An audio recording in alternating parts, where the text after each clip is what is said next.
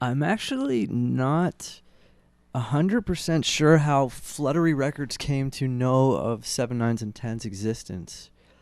I'm definitely about as hands-on as a band founder could be, as far as I track and follow and maintain, our sort of identity, as far as online, recorded, and otherwise.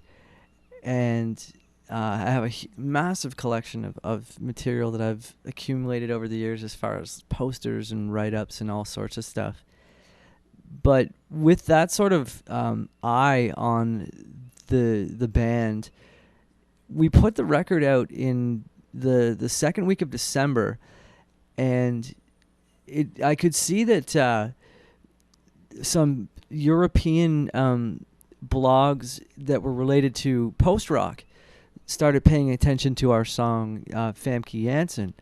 And then basically, not even 2 weeks after our record had been released independently by ourselves, lo and behold, we get this email from Fluttery Records and just saying, we're interested in your music and we'd like to talk to you. So I had needless to say, being a pretty devoted musician, I was pretty excited at the prospect of working with these guys.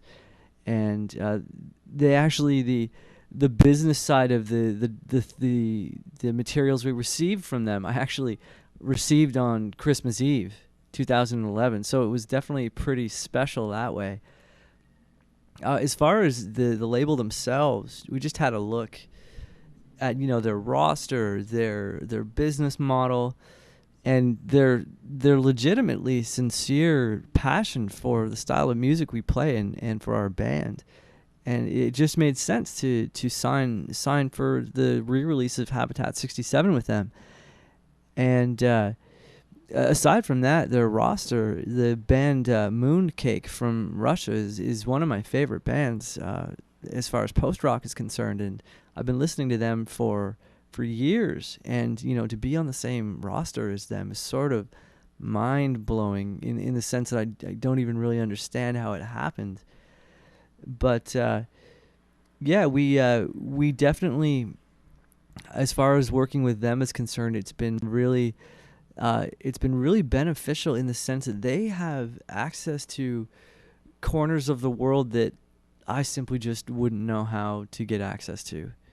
We've had articles done on us in Holland, in China, in Australia, in Japan, as well as our more traditional local markets such as the States.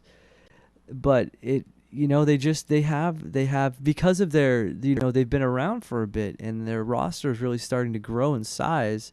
They basically, anything they put out, people that are sort of into the general scope of genres that we dabble in pay attention to the stuff they put out. So it's definitely been really beneficial and a rewarding experience for us. Coming up with the band name Seven Nines and Tens actually was a bit of an arduous process, mainly because we had a couple of band names and no one had really embraced the fact that these names that we had at that time were going to be it.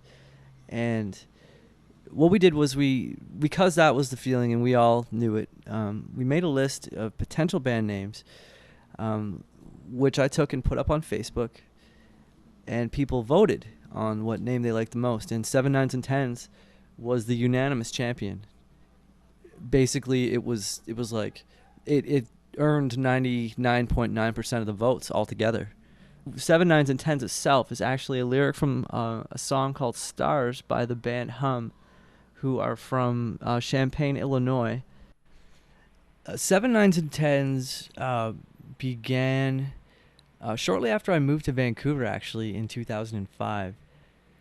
The lineup that exists now started in 2008 when I met Earl Heath, who is our bassist now.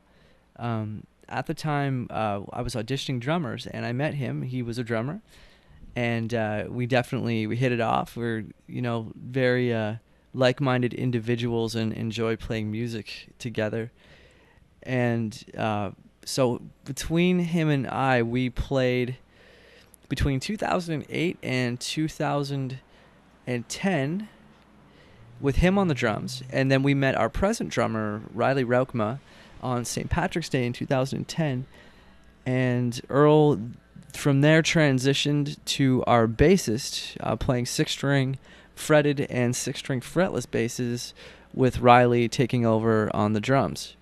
And it's pretty enjoyable in the sense that they switch up from time to time. So Riley will play bass on some songs, and Earl will reassume his previous position as drummer, and we play a few songs that way from time to time. Actually, virtually almost every show we play, we will at least switch up once.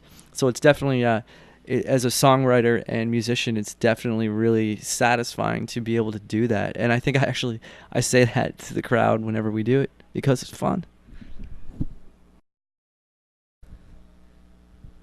I would describe our sound as being similar to an updated version of, say, a Creation Records sort of sound, that sound that was made popular in the 90s in the United Kingdom. Your Rides, your My Bloody Valentines, your Swerve Drivers, your Catherine Wheels, those sorts of bands, and take that and mix it with definitely the kind of abrasive and jarring yet memorable guitar approach of, say, a band like Drive Like Jehu from San Diego, who are absolute gods on earth. Everything that those guys have done, whether it's Drive Like Jehu or their other projects, is absolutely brilliant. And that those two guys, John and Rick, are huge influences on my writing and playing. Also, personally, I'm really into the bands Cave In that were on still on Hydra Head Records. The band Mystery Machine from Vancouver as well. They were on Network Records. They have a new record coming out in September on Sonic Onion. As well as say, sort of like the melodic, droning wall of sound that Justin Broderick does in Jesu. So definitely that sort of approach, and that's sort of my core touchstones as far as writing is concerned. But Earl is definitely, although we all share a common bond as far as artists and bands that we like, Earl definitely, he went through a King Crimson phase that completely influenced the band. Right now he's really into, say, like Gojira and Devin Townsend, so he sort of brings the technical, aggressive edge to the band, which is an element that I'll always love, and I'm confident we'll always have it.